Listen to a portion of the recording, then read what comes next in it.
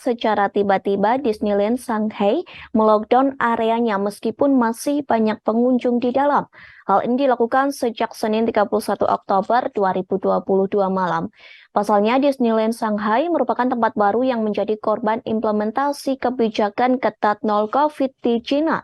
Dilaporkan masih ada banyak pengunjung di taman rekreasi tersebut.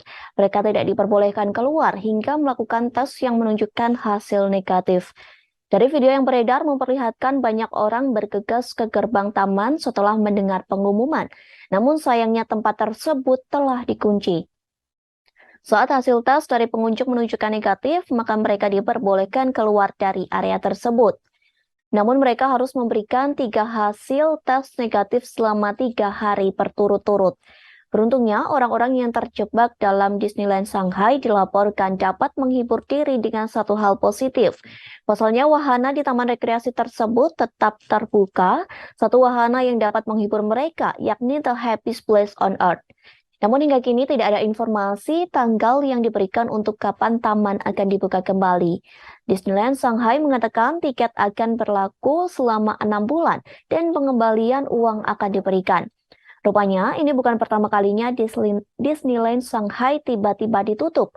Pada November 2021 silam, 30.000 orang terjebak di dalam setelah pihak berwenang memerintahkan semua orang untuk diuji sebagai bagian dari pelacakan kontak. Tak hanya Disneyland, namun pusat perbelanjaan di Shanghai juga tiba-tiba ditutup. Penutupan tersebut terjadi pada Senin 31 Oktober sekira pukul 11 waktu setempat. Diketahui peraturan tersebut berlaku setelah otoritas Shanghai melaporkan temuan 10 kasus COVID-19 yang ditularkan secara lokal pada Sabtu 29 Oktober silam. Kebijakan nol COVID-19 Cina yang kontroversial telah membuat jutaan orang berulang kali dikurung dalam satu tempat. Lockdown yang terjadi secara tiba-tiba telah membuat orang-orang melarikan diri dari suatu lokasi.